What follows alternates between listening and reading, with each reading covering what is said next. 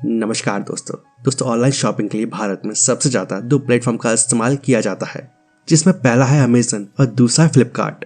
और ये दोनों ही भारतीय ई कॉमर्स फील्ड की जानी मानी कंपनियां हैं और इन दोनों पर ही समय समय पर धमाकेदार डिस्काउंट्स मिलते रहते हैं। अमेजन पर यह सेल ग्रेट इंडियन फेस्टिवल के नाम से है, जबकि फ्लिपकार्ट पर यह सेल बिग बिलियन डेज के नाम से चलती है और इन दोनों ही सेल में तगड़ा डिस्काउंट मिलता है। और अभी ये दोनों ही सेल चल रही हैं और जो आज रात 12 बजे खत्म हो जाएगी।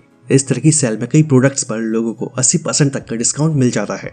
जैसे अगर बात की जाए आईफोन 13 की, तो इस सेल में लोगों ने फ्लिपकार्ट से आईफोन 13 45 से 40 हजार रुपए में भी खरीदा है और जिसकी एक्चुअल प्राइस 70 हजार रुपए है। लेकिन सवाल ये आता है कि अमेजन और फ्लिपकार्ट जैसी कंपनी इस तरह की सेल में इतना भारी डिस्काउंट कैसे दे पाती है और क्या उन्हें इस सेल में कुछ फायदा भी हो पाता है। तो चलिए आपको बताते हैं कि इस सेल का असल खेल क्या है। लेकिन वीडियो में आगे बढ़ने से पहले आपसे एक छोटी सी रिक्वेस्ट है कि अगर आपको वीडियो पसंद आए तो इस वीडियो को लाइक और चैनल को सब्सक्राइब कर लें। दरअसल ये जो कंपनियां हैं ये इंटरमीडिएट की तरह हैं, यानी कि ये वेंडर्स और कस्टमर को अपने प्लेटफॉर्म के जरिए जोड़ती हैं और ये कंपनियां वेंडर्स को अपनी वेबसाइट के जरिए सामान बेचने के लिए प्लेटफॉर्म प्रोवाइड कराती हैं और बदले में जो बिक्री होती है, यानी कि जो सामान बिकता है, उस पर कमीशन लेती है। जैसे अगर आपने कोई हेडफोन खरीदा है जिसकी कीमत 1000 रुपए है, तो इसमें से 10 20 50 रुपए ये वेबसाइट्स कमीशन के रूप में लेती हैं।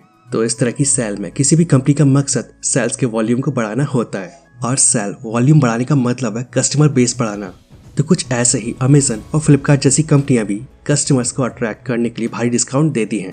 लेकिन यह खास बात यह है कि इस तरह की सेल में प्लेटफॉर्म और वेंडर इन दोनों की ही भूमिका होती है, क्योंकि इस तरह की सेल्स के दौरान वॉल्यूम बढ़ाने के लिए प्लेटफॉर्म्स अपना कमीशन कम कर देते हैं और इससे होता यह है कि उनका पुराना स्टॉक क्लियर हो जाता है और इस कंडीशन में एक लिक्विडेटर कंपनी से रिटेल प्राइस के 20-30% पर एक बड़ा स्टॉक खरीद लेता है और इसके बाद वो इसे छोटे मार्जिन पर ऑनलाइन बिक्री के लिए रख देता है और फिर ई कॉमर्स कंपनियों के द्वारा कस्टमर्स को ऑनलाइन शॉपिंग का आदी बनाया जाता है।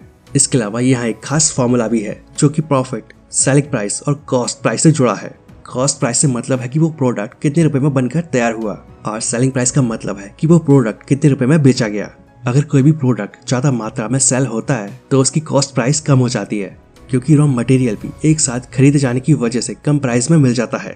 अब ज्यादा बिक्री वाली सेल्स में भले ही मार्जिन या प्रॉफिट कम हो, लेकिन वॉल्यूम बढ़ने से, यानी कि ज्यादा से ज्यादा प्रोडक्ट बेचे जाने की वजह से इनकी कमाई बढ़ती है और स्मार्टफोन, लैपटॉप, एसी और टीवी जैसी चीजें बल्क में बेचे जाने की वजह से इन पर इतने भारी डिस्काउंट मिल पाते हैं। साथ ही बल्क में बेचे जाने की वजह से कंपनी के साथ साथ वेंडर को भी अच्छा खासा प्रॉफिट होता है। और ऐसे में जब ये पूरा पैटर्न इन कंपनियों के द्वारा अपनाया जाता है तो इसका सीधा असर ये होता है कि इन प्रोडक्ट्स के दाम सस्ते हो जाते हैं और इनकी बिक्री बढ़ जाती है और इसी के चलते इन कंपनियों और कस्टमर्स दोनों को ही बड़ा प्रॉफिट होता है। और यही वजह है कि इस तरह की सेल भारत में इतनी ज्यादा पॉपुलर है और इनमें लोग भर भर के खरीदारी करते हैं। तो अब आपको समझ आ ही गया होगा कि इस तरह की सेल पे इतना ज्यादा डिस्काउंट कैसे दिया जाता है।